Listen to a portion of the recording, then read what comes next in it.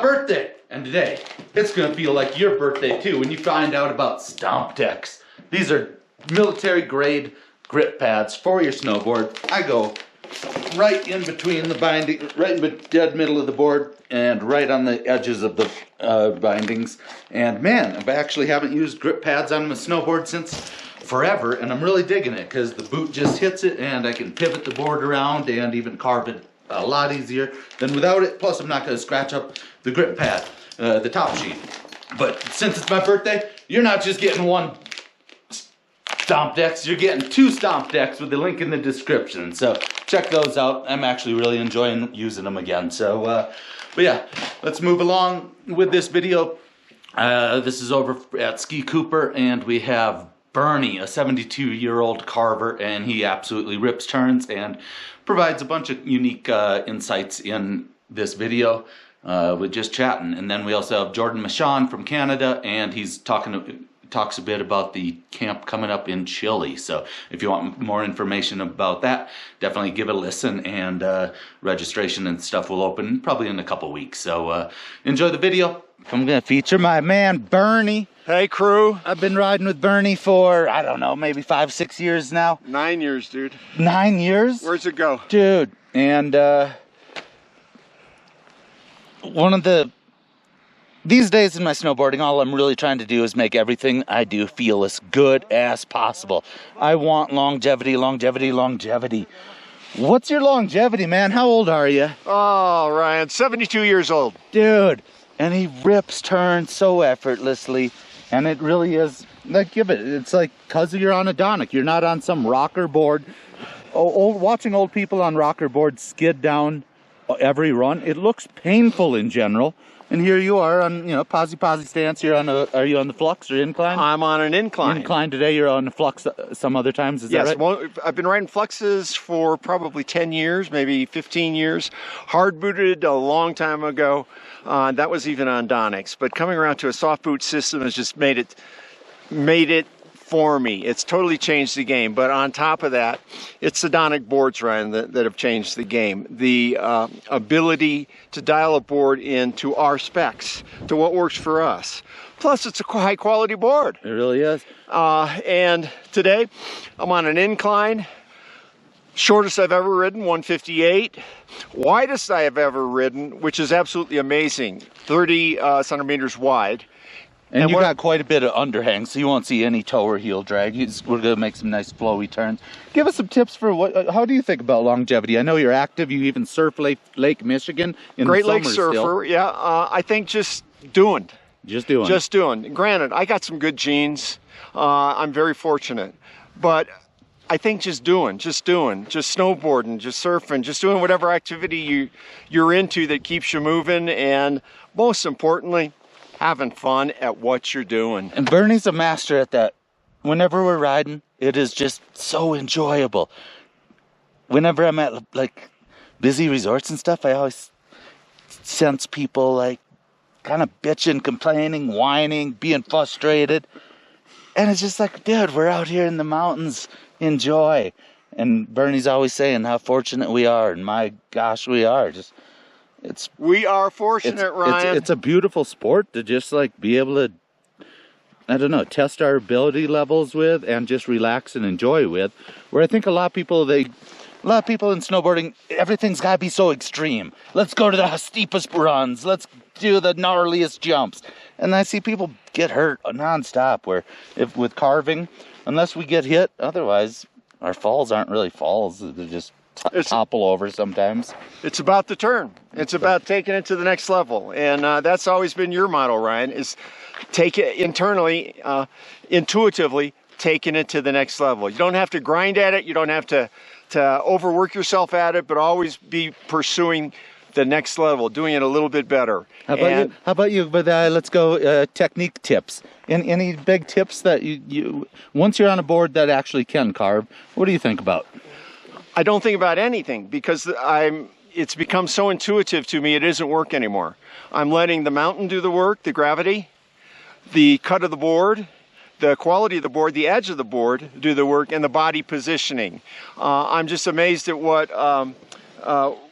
muscle memory does. as you grow in the quality of your boarding. The muscle memory is amazing. It just steps back in and becomes intuitive to the turn for me. You were mentioning that at Beaver Creek where we were on the chairlift. It's like, how does my body know how to do this after, you know, months of summer off of this? How do it know? How do it know? After being gone for 6 months, how do it know the first day getting on a board, getting on a run, and the carves are effortless? How do it know? It's a beautiful thing when it feels like that. Thing. We are fortunate people, Ryan Neptune. Likewise, brother. Let's go do this thing. Let's have some fun. Pretty soon, man. I'm closer to dead than I'm not. And so don't die, Bernie. You might as well go for it, right? Don't die, Bernie. Right? Stay. Because I want to be 72 years old ripping turns. You will be. You're an inspiration, brother. I really appreciate seeing older people do it, man. Thanks, brother. Yep. Let's go have fun.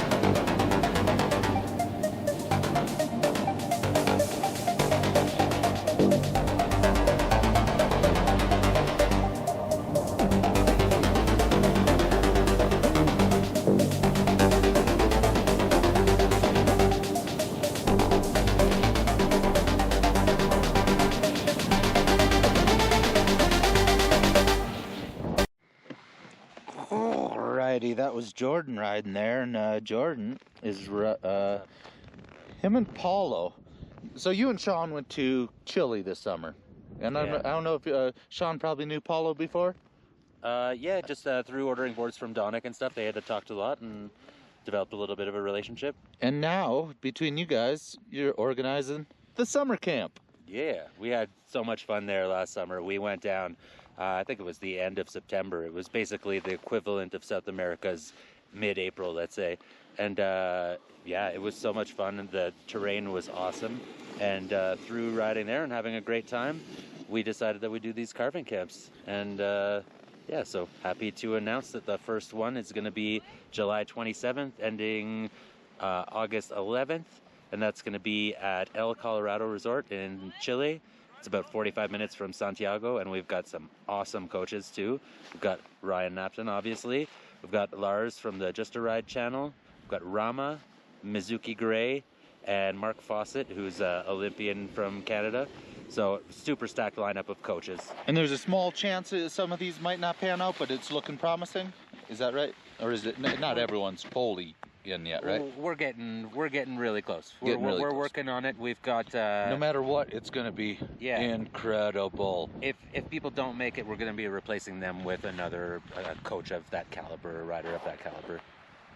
So yeah, it's going to be pretty amazing. And the idea is you're going to get there. Day one is going to be your arrival. You get picked up at the airport, brought up to El Colorado Resort. Like I said, it's about 45 minutes from Santiago, Chile.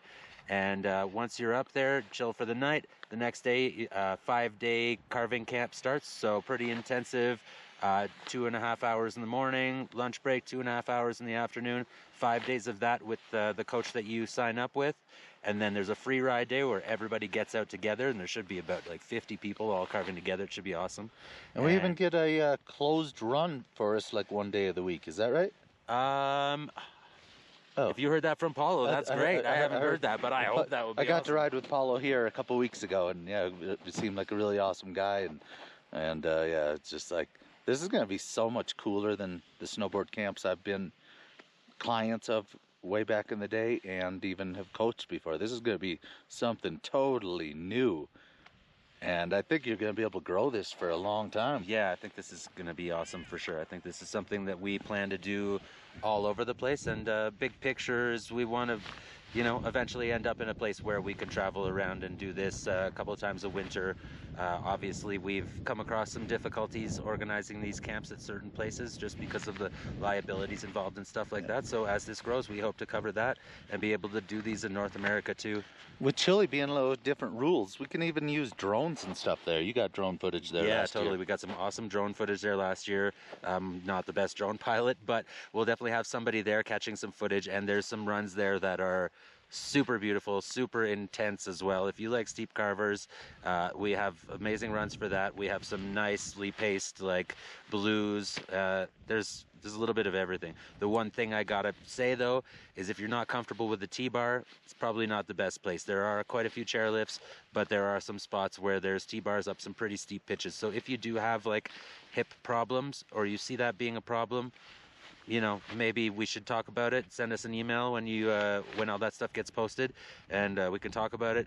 Something that I was planning to do for this year is just put a little bit of padding on the inside of secure a little bit of padding on the inside of my like long johns or whatever, just to make it a little bit more comfortable. But yeah, the whole place is just fantastic, and it's a lot less restrictive than riding in North America or what I imagine Europe would be. It's kind of like it's the Wild West of snowboarding. It's awesome. And you said the front side has chairlifts and stuff like normal. The front side has chairlifts. The back side is mainly T-bars, but that back side you can access Val Nevado, which is Icon Pass Resort. So it's 3 mountains connected: La Parva, Val Nevado, and El Colorado. And together, those 3 make up like one of the biggest ski areas in the world almost. But they're separately owned, and if you have passes at multiple ones, you can ski from one to another. But yeah, we'll be at El Colorado, and it's epic. You're basically above the tree line the whole time, and you look out at beautiful views. Like, can you just pan out what we're looking at here? So you look at stuff like that, but it's basically no trees. You can see Santiago in the distance. The sunsets are incredible. And the most special part is there's condors flying around while you're snowboarding. These are like the biggest flying birds in the world. They have a 10-foot wingspan, and they're crazy. All of the stuff put together just made it the most special experience. And this is like a small place. Like, we're all staying like real close to the resort, like right there essentially. Huh? Yeah, this is even smaller than like if people know what like Keystone Village or something like that. It's way smaller than that. There's probably, I don't know, 10 hotels and a bunch of Airbnb type situations there. Everything's within walking distance. And then for lodging, they get to choose if they want to be part of like one of the condos grouping up or getting their own hotel room for just a slightly more. Yeah, exactly. Well, we really encourage everybody to group up, and whenever you register, there's going to be like a little block where you can put a group name or something, so we know to batch all of the registrants together in the Airbnbs that they want to be together in. But if people are not comfortable with that, or they want their own room, you're traveling solo, whatever, and you don't want to be put with randoms, there will be an option to have your own hotel room for the whole time, and it'll be something like a $600 increase to the price. But yeah, at least there's that option for people. The one reason we really encourage the Airbnb thing is because in that case you would have a kitchen. Since you're there for a week, the kitchen really comes in handy.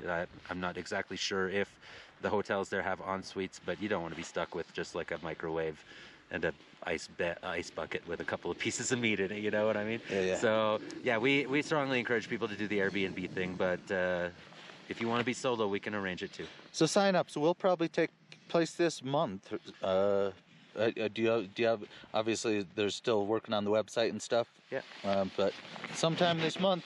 I don't know. Anything else? Yeah, we're trying to get that stuff up, the website up, and we're trying to make all of this stuff public, but we do have to get some final confirmations for a few of the instructors.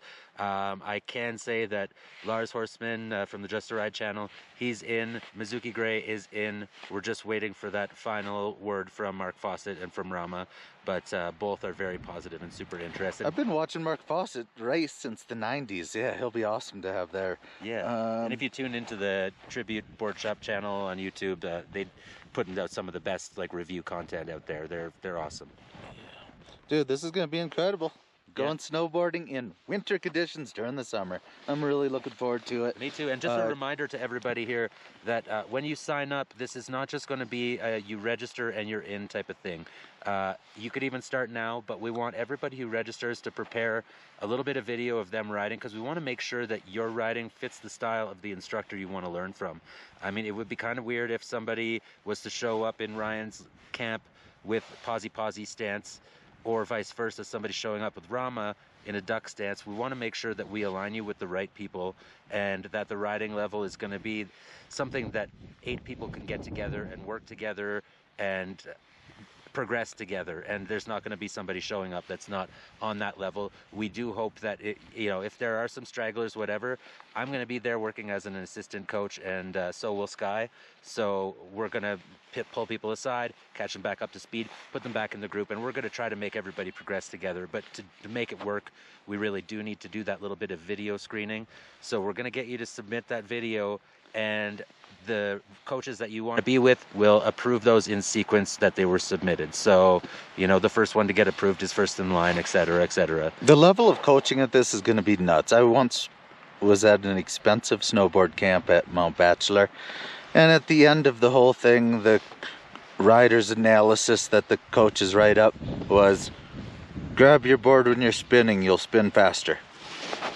Like, it was so cool following a top pro around, but there wasn't really instruction. We are gonna coach the heck out of you to putting safety first, but then really dial in how to just flow down a mountain effortlessly. And yeah, come join us. Thanks for putting this together, Jordan. I can't even imagine how cool the footage we're gonna get, and how many people's riding are just gonna set the stage for a lifelong love of gliding down mountains, carving it up. Those free ride days that we get after 5 days of coaching, and we're all out, like all 50 of us, like blocking the top of runs and just sessioning it one after the other, filming and whatnot.